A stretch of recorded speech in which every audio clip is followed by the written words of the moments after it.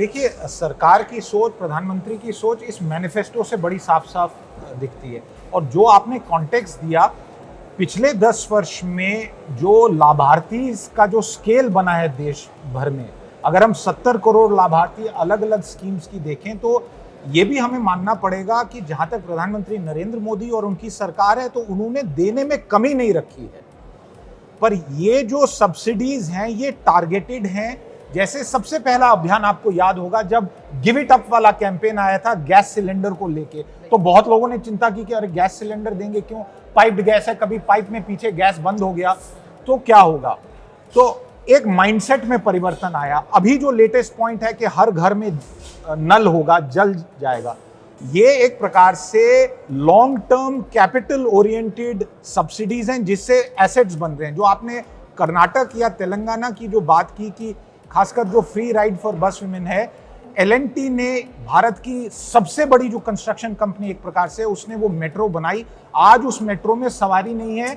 L&T सोच रही है कि वो अब उस कंपनी को बेच देंगे 1-2 साल में। वो हमारे यहाँ पे सबसे पहले उस कंपनी ने ये बात कही। तो ऐसे इसके कॉन्सिक्वेंसेस होते हैं। और ये आपने बहुत सही प्रश्न पूछा।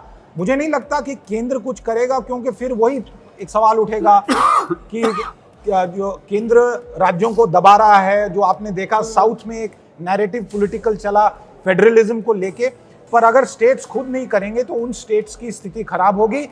एक छोटी सी बात, जिन्हें ऐसे तथाकथित बीमारू राज्य कहा जाता है, आज आपको देखना चाहिए कि उत्तर प्रदेश में परिवर्तन है, बिहार में काफी परिवर्तन है। तो जो राज्य दक्षिण भारत में भी इस रास्ते पे जाएंगे, कहीं बीमारू का टैग यहां से वहां ना चला जाए। हाँ बिल्कुल, देखिए ना, मंगलसूत्र से लेकर मिक्सी, मतलब सब कुछ मुफ्त देने की, और दक्षिण में तो सबसे ज्यादा इसकी प्रथा थी। अगला प्रश्न लैंड एक्विजिशन रिफॉर्म्स को लेकर है, क्योंकि उसमें भी विरोध सामना करने की वजह से आप देखिए अयोध्या का एयरपोर्ट चल पड़ा, कहाँ का एयरपोर्ट चल, लेकिन जेवर एयरपोर्ट में कितना लंबा वक्त लगा। क्या इस चीज को सरकार छुएगी? और बैंक्स का विलय, देखिए अंजना जी, आपको याद होगा 2014 में नरेंद्र मोदी जी की सरकार में सबसे पहली जो ऑर्डिनेंस आई थी वो लैंड की ऑर्डिनेंस थी।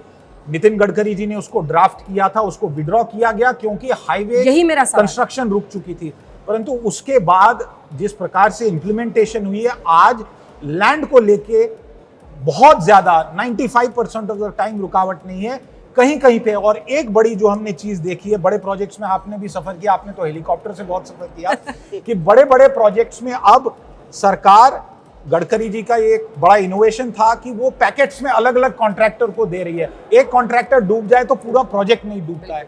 तो मुझे नहीं लगता कि लैंड वाला बहुत बड़ा मुद्दा है। मुद्दा ये जरूर है कि फार्म सेक्टर को लेके, एग्रीकल्चर इकोनॉमी को लेके जो पिछली बारी कदम वापस लेना पड़ा था, अब किस प्रकार से कदम लेंगे, क्योंकि आप इस मुद्दे को under the sort of radar नहीं रख सकते हैं। ये बहुत बड़ा मुद्दा है और एक राजनीतिक मुद्दा है।